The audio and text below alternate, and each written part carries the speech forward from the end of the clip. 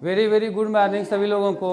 आज ट्रांसफॉर्मेशन में जो है हम लोग बहुत ही शानदार चैप्टर पढ़ने वाले हैं, वॉइस। ये वॉइस चैप्टर एकदम हिट चैप्टर है, शायद ही किसी एग्ज़ाम में यह न आया हो। समझ वाली बात ना।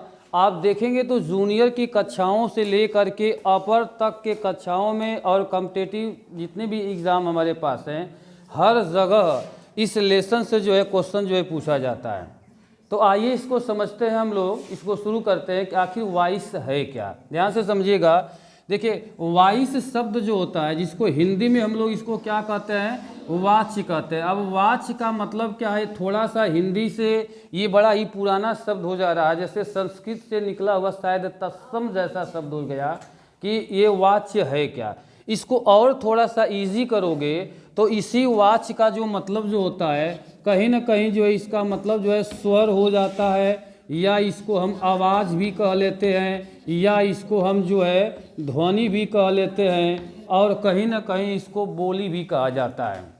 अब समझना कि वॉइस है क्या, इसको हम कैसे जो है क्लियर करें, कैसे हम बताएं कि वॉइस किससे कहा जाता है। तो देखो, वॉइस का मतलब ये होता है कि जो हम लोगों की बोल होती है, उसी बोल को हम लोग क्या कहते हैं, वॉइस कहते हैं। स्पीकर जब कभी भी जो बोलना प्रारंभ करता है तो हम लोगों की आवाज़ जो निकलती है, आवाज़ जो है दिखती नहीं है, वो सुनाई देती है। तो हमारे कहने का मतलब ये है कि वॉइस का मतलब क्या होता है, वाच्य होता है। वाच्य थोड़ा पुराना हिंदी शब्द पड़ जा रहा है, जिसको हम संस्कृत में तत्सम भी कह लेते हैं। इसको थोड़ा सा और इजी यदि हम करते हैं तो इसका मतलब ध्वनि हो जाता है, या स्वर हो जाता है, या इसको हम लोग क्या कहते हैं, आवाज़ कहते हैं। तो जो स्पीकर की आवाज़ होती है, जो ध्वनि होती है, जो स्वर होता है, उसी स्वर को हम लोग क्या कहते हैं, वॉइस कहते हैं। क्लियर ना। यानी कहने का मतलब क्या है कि ये हमारी बोली है। जैसे हमारे कहने का मतलब किसी संगीत हो गया, कोई गाना हो गया, जिसका कोई बोल होता है, उसी बोल को हम लोग क्या कहते हैं, वॉइस कहते हैं। जैसे गाँव में कभी कभी लोग क्या करते हैं कि शब्दों से बोली बोलते हैं। बोली बोलने का मतलब क्या होता है, जैसे कोई आदमी इधर जा रहा होता है, उसको बोलना होता है तो उससे न कहकर किसी और से बोलते हैं, और सीधे साधते हैं किसको, उसको। तो जो बोली बोला जाता है, उसी बोली को हम लोग क्या कहते हैं, वॉइस कहते हैं। क्लियर ना। अब ये जो वॉइस जो होता है, ये कितने प्रकार का होता है, ध्यान से समझिएगा। ये वॉइस कितने प्रकार का होता है, दो टाइप का होता है। एक को जो है हम एक्टिव वॉइस कहते हैं, और एक को हम लोग क्या कहते हैं, पैसिव वॉइस कहते हैं। एक्टिव वॉइस को हिंदी में जो है इसको कहा जाता है क्या, कृत्यवाच्य कहा जाता है। कृत्यवाच्य का, कृत्य का मतलब हिंदी में देखेंगे तो इसको हम लोग क्या कहते हैं, कर्ता कहते हैं। ठीक।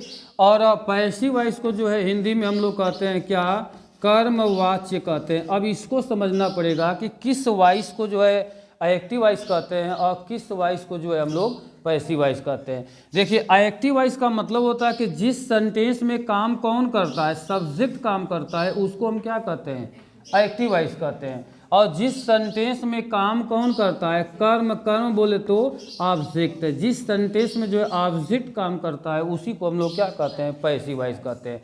और एक्टिव वॉइस का सेंटेंस अलग होता है और पैसिव वॉइस का सेंटेंस जो होता है अलग होता है। एक्टिव वॉइस की जो सहायक क्रिया होती है वो भी अलग होती है, और पैसिव वॉइस की जो सहायक क्रिया है वो भी अलग होती है। समझ में आ गया ना। यानी हमारा क्वेश्चन जो है हमेशा एक्टिव वॉइस में पूछा जाता है और आपसे बोला जाएगा कि आपको पैसिव वॉइस करना है। तो एक्टिव वॉइस का मतलब क्या होगा कि जिस सेंटेंस का प्रधान सब्जेक्ट होता है, हम उसको क्या कहते हैं, एक्टिव वॉइस कहते हैं। और जिस सेंटेंस का प्रधान ऑब्जेक्ट होता है, प्रधान का मतलब मालिक।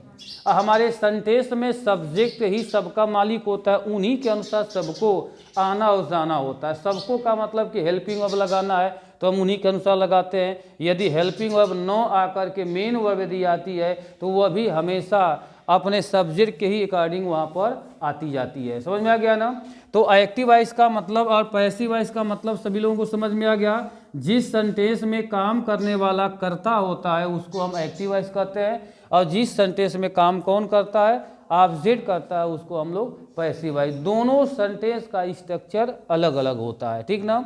आइए देखते हैं इनका स्ट्रक्चर क्या होता है, ध्यान से समझिएगा। जैसे सेंटेंस में जब कभी भी हम सेंटेंस एक्टिव वॉइस का लिखते हैं तो एक्टिव वॉइस में सब्जेक्ट पहले होता है, हेल्पिंग वर्ब होता है, वर्ब होता है, ऑब्जेक्ट होता है, यहाँ पर अदर होता है, यानी this structure is called the active voice. ये स्ट्रक्चर ऐसा नहीं कि आप पहली बार देख रहे हो। एक्टिव वॉइस का मतलब क्या है कि जो ट्रांसलेशन का जो बेस होता है, ट्रांसलेशन का मतलब जो हिंदी से हम इंग्लिश के लिए हम ट्रांसलेट करते हैं और जिस बेस पर ट्रांसलेट करते हैं उसी बेस को हम लोग क्या कहते हैं, एक्टिव वॉइस कहते हैं। यानी हिंदी से अंग्रेजी का बनना ही क्या है, एक्टिव वॉइस। हिंदी से अंग्रेजी जब हम बनाना स्टार्ट करते हैं तो हिंदी का जो भी सेंटेंस हमारे सामने आता है हम सबको बनाते हैं, कोई ऐसा सेंटेंस नहीं होता है जिसका ट्रांसलेशन नहीं बनता है। तो ये जो आप स्ट्रक्चर देख रहे हो, यह स्ट्रक्चर हमारे एक सेंटेंस का होता है। इसी को फॉर्मेशन ऑफ सेंटेंस भी कहते हैं, यानी इसी से सेंटेंस कैसे बनता है हम इसी से शुरुआत करते हैं। और सेंटेंस बनने का जो बेस होता है वह बेस कौन है, ट्रांसलेशन होता है। और ट्रांसलेशन में हम लोग कितने टेंस को पढ़ते हैं, 12 टेंस को जो है वहाँ पर हम लोग पढ़ते हैं। समझ में आ गया ना। उनको अच्छे ढंग से पढ़ लेते हैं और किसके साथ क्या आता है सारी चीज़ों को देख करके हम सेंटेंस बनाते हैं। जब कभी भी सेंटेंस बनता है तो उसका बेस कौन होता है, ट्रांसलेशन होता है। तो यह फार्मूला जो है, चाहे इसको सेंटेंस का फार्मूला कहो या इसको क्या कहो, एक्टिव वॉइस, यानी एक्टिव वॉइस सबका बनता है। एक्टिव वॉइस का मतलब हिंदी से इंग्लिश का बनाना, उसमें कोई ऐसा शब्द नहीं होगा, कोई ऐसा सेंटेंस नहीं होगा जिसका एक्टिव वॉइस न बनता हो, इसे सबका बनेगा। ठीक। लेकिन जब हम पैसिव वॉइस में जब हम जाते हैं तो पैसिव वॉइस का शुरुआत देखो कौन करता है, ऑब्जेक्ट करता है, ये हेल्पिंग वर्ब होता है, यहाँ V3 हमेशा होता है, फिर अदर होता है, अदर के बाद बाई होता है और बाई के बाद यहाँ पर क्या होता है, सब्जेक्ट। यह स्ट्रक्चर जो होता है यह पैसिव वॉइस का होता है। हमारे पास जितने भी सेंटेंस पैसिव वॉइस के लिए आते हैं हम सभी लोगों को इसी फार्मूला पर बनाते हैं, जिसमें ये फिक्स होता है कौन, वर्ब का थर्ड फॉर्म फिक्स होता है। हर टेंस में वर्ब का थर्ड फॉर्म लगेगा, यानी वर्ब से आप निश्चिंत हो जाओ कि कोई भी टेंस आया और वर्ब को हमको किस फॉर्म में रखना है तो ये हमेशा कॉमन यहाँ रहेगा। कोई भी टेंस हो सब हमें वर्ब का थर्ड फॉर्म ही लगेगा। अब इस फार्मूला को थोड़ा इससे आप मैच करा लीजिए, इसी से इसको बनाया गया है। इसमें देखो सबसे पहले हम किसको रखते हैं, ऑब्जेक्ट। ये ऑब्जेक्ट जो है कहाँ रहता है, हमारे सेंटेंस के अंदर ही रहता है। हम यहाँ से इसको उठाते हैं और उठा करके कहाँ रखते हैं, बाहर करते हैं। ठीक। इसके बाद ध्यान दीजिएगा, इस सेंटेंस का मालिक जो है कौन था, सब्जेक्ट था, इसीलिए इसको हम कहें क्या, एक्टिव वॉइस। जिस सेंटेंस का मालिक का सब्जेक्ट होता है उसको हम लोग क्या कहते हैं, एक्टिव वॉइस कहते हैं। और जिस सेंटेंस का मालिक कौन होता है, ऑब्जेक्ट होता है, उसको हम लोग क्या कहते हैं, पैसिव वॉइस।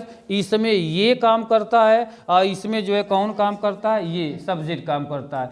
तो इनके अनुसार इनको आना होता है और इसमें इनके अनुसार जो है इनको आना होता है। यानी ये भी आप ध्यान दीजिएगा कि एक्टिव वॉइस की जो हेल्पिंग वर्ब होती है वो अलग होती है, ठीक ना, और पैसिव वॉइस की जो हेल्पिंग वर्ब है ये भी अलग होता है। केवल हमको यही पता करना है, ये आप जान जाएंगे तो आप किसी भी सेंटेंस को जो है इजीली आप बना सकते हो, ठीक ना।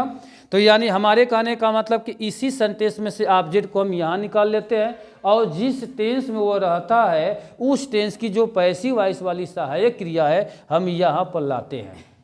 ठीक। इसके बाद क्या करते हैं कि यहाँ वर्ब हमको किसी न किसी फॉर्म में मिलेगा। हमारे हर क्रियाओं का 4 फॉर्म होता है, फर्स्ट फॉर्म होता है, सेकेंड होता है, थर्ड होता है और फोर्थ होता है। उन चारों फॉर्म में से कोई न कोई फॉर्म यहाँ पर लगा रहेगा, तो हम उसको यहाँ से उठा करके यहाँ हम लाएंगे तो हमेशा किस में रखेंगे, थर्ड में। कोई भी टेंस हो, सब टेंसों में वर्ब जो होता है थर्ड होता है। इसके बाद ये लास्ट वाला जो पद अदर है जिसको कम्प्लीमेंट कहा जाता है, इसको जो है हम लास्ट में यहाँ रखते हैं। ठीक। और इसके बाद फिर बाई लगाते हैं और बाई के बाद जो ये वाला सब्जेक्ट जो है ये चला जाता है कहाँ पर, यहाँ। यानी सब्जेक्ट और ऑब्जेक्ट आपस में टर्न ओवर होते हैं, समझ में आ गया ना। लेकिन जब ये टर्न ओवर होते हैं तो अपने केस को बदलते रहते हैं। सब्जेक्ट और ऑब्जेक्ट आपस में चेंज होगा, लेकिन चेंजिंग के समय इनका केस जो होता है वो क्या होता है, चेंज होता है। यानी कि ये आप सब्जेक्ट जब उधर जाता है यहाँ आ जाता है तो यहाँ आकर के ये ऑब्जेक्टिव केस में चला जाता है। ठीक। ये वाला देखो, ये वाला ऑब्जेक्ट जब यहाँ आता है तो ये आकर के ये अपना केस बदल कर किस में कर देता है, सब्जेक्टिव केस या नॉमिनेटिव केस में कर लेता है। तो ये इनका क्या था, स्ट्रक्चर था। सभी लोगों को समझ में आ गया ना। यानी वॉइस किससे कहते हैं, सबसे पहले हम इस पर चर्चा किए। वॉइस का मतलब कि जो हम लोगों की बोली होती है, हम उसी बोली को क्या कहते हैं, वॉइस कहते हैं। ये वॉइस जो होता है दो प्रकार का होता है, एक एक्टिव वॉइस था, एक क्या था, पैसिव वॉइस था। एक्टिव वॉइस में काम जो है सब्जेक्ट करता है और पैसिव वॉइस में कौन करता है, ऑब्जेक्ट। जिस सेंटेंस का प्रधान ऑब्जेक्ट होता है उसको हम क्या कहते हैं, पैसिव वॉइस, और जिस सेंटेंस का जो है प्रधान कौन होता है, सब्जेक्ट होता है, उसको हम लोग क्या कहते हैं, एक्टिव वॉइस कहते हैं। ठीक ना।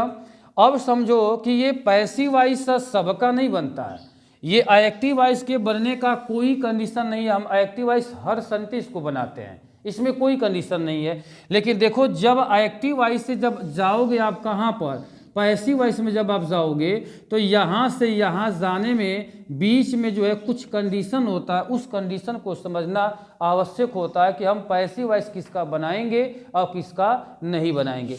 अब देखो हमारे अभी भी हम बताए हैं कि एक्टिव वॉइस का मतलब क्या है, ट्रांसलेशन है, हिंदी से अंग्रेजी का बनना ही क्या है, एक्टिव वॉइस है। तो हम एक्टिव वॉइस को जो है टेंस के आधार पर देखा जाए तो हम कितने टेंस पर काम करते हैं, 12 टेंसों को हम लोग ट्रांसलेट करते हैं। तो पहला कंडीशन तो ये है कि इस 12 टेंस में से जो पैसिव वॉइस होता है वह कितने का बनता है, 8 टेंसों का जो है पैसिव वॉइस केवल बनता है और 4 टेंसों का जो है पैसिव वॉइस नहीं बनता है। तो हम सबसे पहले ये चर्चा कर लें कि जो ये 8 टेंस आए हैं ये कौन कौन है जो बनने को तैयार हैं और वे कौन लोग हैं जो बनने को तैयार नहीं है। ठीक, तो देखो प्रेजेंट से ही हम टेंस को शुरुआत करते हैं। तो देखो प्रेजेंट 4 टाइप का होता है, सबको पता है। यानी प्रेजेंट इंडेफिनिट बनेगा, प्रेजेंट कंटिन्यूअस भी बनता है, प्रेजेंट परफेक्ट भी बनता है, और प्रेजेंट का जो चौथे नंबर का है जिसको प्रेजेंट परफेक्ट कंटिन्यूअस कहा जाता है उनका पैसिव वॉइस नहीं बनता है। और प्रेजेंट से ही पास्ट बनता है, यानी पास्ट का जन्म कहाँ से हुआ, प्रेजेंट से, वर्तमान से। तो जो वर्तमान काम किया है वही पास्ट भी तब करेगा, यानी पास्ट में भी चौथे नंबर का नहीं बनता है। पास्ट में इंडेफिनिट का बनेगा, पास्ट कंटिन्यूअस का बनेगा, पास्ट परफेक्ट का बनता है, और चौथे नंबर पर जो आता है पास्ट परफेक्ट कंटिन्यूअस, इनका नहीं बनेगा। यानी कि 6 टेंस हम लोग देख लिए प्रेजेंट और पास्ट को मिलाकर। अब बचा है हम लोगों का फ्यूचर जो कभी आने वाला नहीं है। देखो ये भी एक टेंस ही है, एक समय ही है। हर आदमी जो है अपने फ्यूचर के बारे में सोचता है। हम भविष्य को जो है हमेशा लेकर चिंतित रहते हैं, भविष्य क्या चीज़ है, कैसे क्या होगा, है ना। तो हम ये जानते हैं कि जिनका वर्तमान अच्छा रहता है उन्हीं का भविष्य भी सही रहेगा, और जब वर्तमान अच्छा नहीं है तो उनका भविष्य कभी भी अच्छा हो ही नहीं सकता। वर्तमान में हम पढ़ ही नहीं करेंगे तो क्या हम कोई ऑफिसर बन पाएंगे या कहीं हम नौकरी मिलेगा, नहीं मिलेगा। तो वर्तमान को सजा लोगे तो भविष्य अपने से जो है सज जाएगा, ये कहने का मतलब है। ठीक, तो फ्यूचर में जो है हम लोगों का केवल 2 टेंस बनता है, फ्यूचर इंडेफिनिट बनता है और फ्यूचर परफेक्ट बनता है।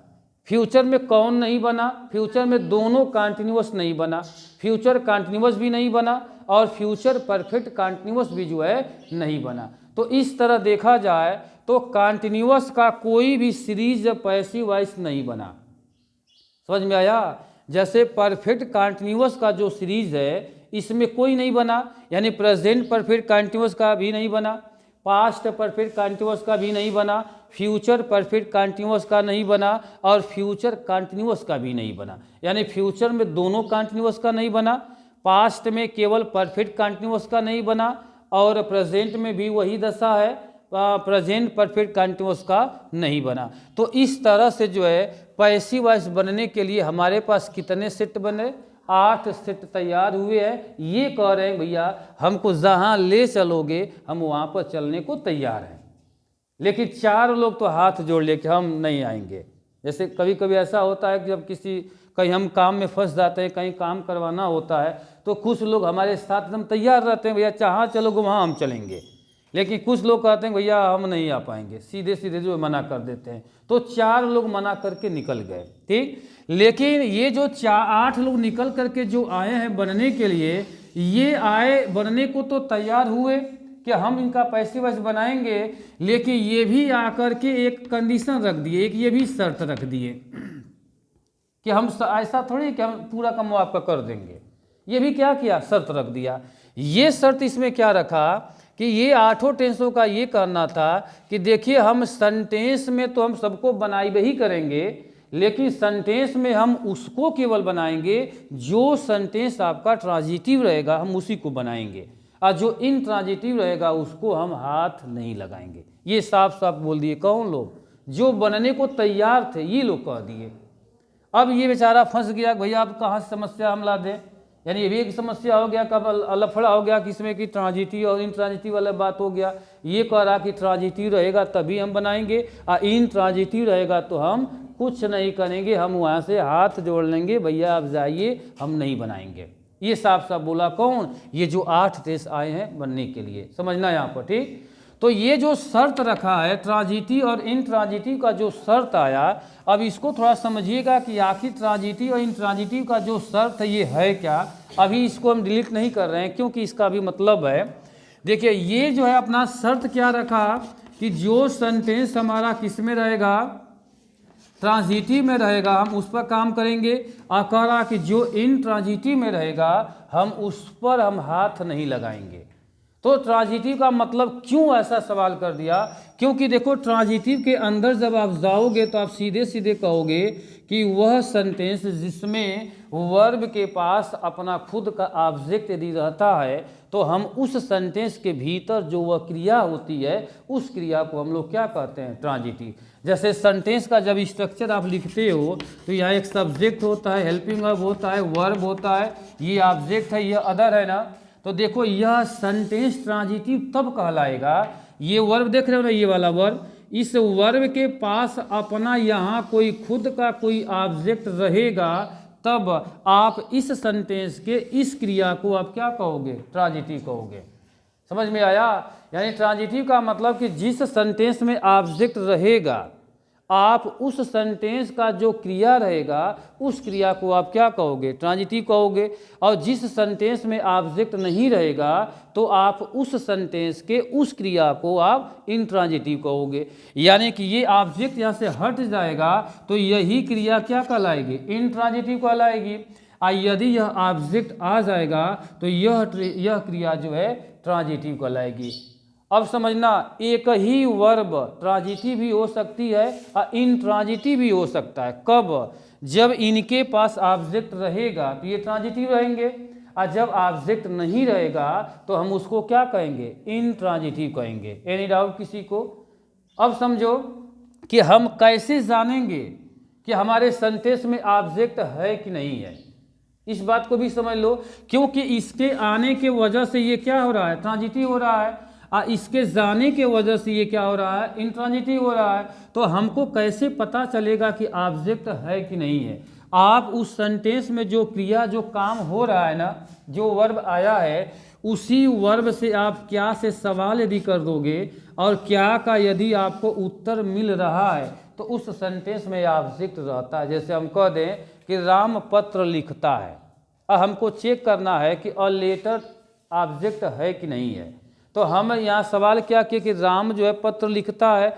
अब इसमें सवाल करो कि राम क्या लिखता है। अब जवाब मिल गया, क्या लिखा? पत्र लिखा। इसका मतलब कि इस सेंटेंस में ऑब्जेक्ट है, इसलिए इस सेंटेंस को हम लोग क्या कहेंगे? ट्रांजिटिव अब कहेंगे।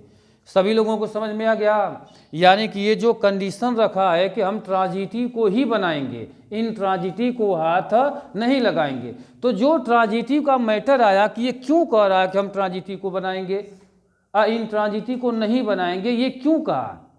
यदि आपसे कोई पूछा कि भैया क्यों ट्रांजिटिव को बना रहे हो, इंट्रांजिटिव को आप क्यों नहीं ले रहे हो, तो आप सवाल क्या दोगे? बताइए। साफ साफ दिख रहा है, ट्रांजिटिव को क्यों लेगा? क्योंकि ट्रांजिटिव में सबसे पहले यहाँ पर लेना किसको? क्योंकि पैसिव वॉइस जब बनाने जाओगे तो हम मलिकार किसको बनाएंगे?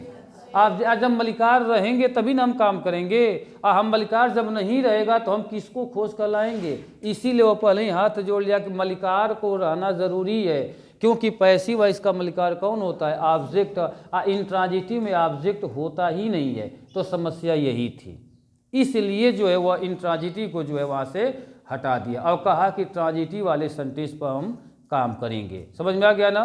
तो हमेशा हम लोगों का एक्टिव वॉइस में क्वेश्चन आ जाता है और पैसिव वॉइस में जो है ट्रांसफ़र करने को कहा जाता है। यह ट्रांसफ़र एक ट्रांसफॉर्मेशन का ही एक अंश है। इस सेंटेंस के सेंस में परिवर्तन नहीं होता है, लेकिन उसके स्ट्रक्चर में परिवर्तन हो जाता है। आपको पता है कि ऐसे ही परिवर्तन को हम लोग ट्रांसफॉर्मेशन कहते हैं। इसीलिए इस चैप्टर को रखा गया है किसमें, ट्रांसफॉर्मेशन में, क्योंकि सेंटेंस के सेंस में कोई अंतर नहीं होगा, लेकिन उसके स्ट्रक्चर में अंतर साफ साफ जो है यहाँ पर दिखता है। सभी लोगों को समझ में आ गया ना।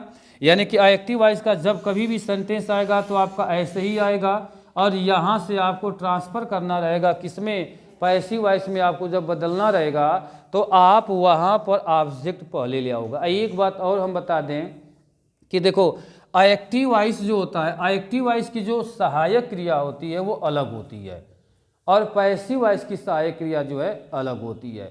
हमको केवल सहायक क्रिया ही जानना है। पैसिव वॉइस चैप्टर जो होता है बहुत ही इजी होता है, इसमें बहुत कुछ नहीं जानना। ऐसा नहीं कि बहुत बड़ा पहाड़ है जिसको सर पर उठा करके हमको ले जाना, ऐसा कुछ नहीं है। इसमें केवल एक छोटी सी बात आपको देखना है कि जो सेंटेंस आया है पैसिव वॉइस बनने के लिए, जो एक्टिव वॉइस में दे रखा है वह किस टेंस में है, इतना ये पता करना पड़ेगा। उस टेंस को जब पैसिव वॉइस में बदलते हैं तो उसकी सहायक क्रिया होगी क्या, बस इतना ही जानना है। क्योंकि तुम्हारे सेंटेंस में वह सब कुछ रहेगा जिन जिन चीज़ों की आपको ज़रूरत रहेगा। किसकी किसकी ज़रूरत रहेगा, पहले ज़रूरत किसका पड़ेगा, ऑब्जेक्ट का। आज जैसे ही ऑब्जेक्ट आएगा बाहर, तुरंत ये हंगामा मचा देगा किसके लिए, यदि यह जगह आप दे लिए तो आप सही रहोगे, और यह जगह नहीं दे पाओगे तो आप यहीं से गलत। इनके बारे में आपको सोचना ही नहीं है, आज ही सोच लो जितना सोचना है कि जहाँ भी हम रहेंगे कहाँ रखेंगे, इसको थर्ड में रखेंगे। समझ में आया। इसके बाद यदि तुम्हारे सेंटेंस में कोई कॉम्प्लीमेंट आता है तो ले आना, और नहीं तो सीधे आगे बढ़ना, क्या बाई लगाना, और बाई के बाद जो यहाँ पर सब्जेक्ट देना। एक बात और देखो, लगभग 99% हमारे वाक्यों में यहाँ पर कौन होता है, बाई होता है। 0.1% में कभी कभी कुछ और शब्द आ जाते हैं। तो कुछ और शब्द कब आएंगे, वो बधुआ शब्द होते हैं। बधुआ का मतलब कि हमारे पास कुछ ऐसी क्रियाएं होती हैं कि उनके साथ बाई नहीं आता, वो पहले से किसी प्रीपोजिशन को फिक्स की है कि भैया तुम हमारे साथ हमेशा रहना, हम तुम्हारे बिना नहीं रह पाएंगे, ये कहने का मतलब है। समझ में आया। तो वो क्रियाएं जहाँ जहाँ भी जाती हैं वह उनको ले करके वहाँ पर चलती हैं। ये बेचारे जो है खलिहर है, इस सबके साथ भैया जिसका कोई नहीं है उसका हम ये है, तो ये हमेशा सबके साथ रहते हैं। लेकिन कुछ जगहों पर कुछ क्रियाएं हैं जो अब अत्यंत वीआईपी क्रियाएं हैं, वह इनको न लेकर वह अपने वाले प्रीपोजिशन को लेकर के आते हैं। सभी लोगों को समझ में आया। अब हमको क्या करना है कि अब यहाँ जो 12 टेंस है, इस 12 टेंस में से 8 टेंसों पर हमको काम करना है। अब कैसे बदला जाता है, हम कैसे उसको ट्राई करेंगे, इन चीज़ों को अब पढ़ना है। ये वॉइस का एक छोटा सा जो है एक इंट्रोडक्शन रहा, हम एक छोटा सा प्रयास किए हैं आप लोगों को समझाने के लिए। इसके बाद फिर आते हैं, अब टेंस पर हम लोग काम करेंगे कि 8 टेंस को हम लोग कैसे हम बनाएंगे। यदि हमारा क्लास आप लोगों को मज़ेदार लगा होगा, मज़ा आया होगा, तो आप ज़रूर कमेंट में बताएंगे कि आपको यह टीचिंग कैसा लगा। फिर आते हैं, तब तक के लिए नमस्कार, बाय।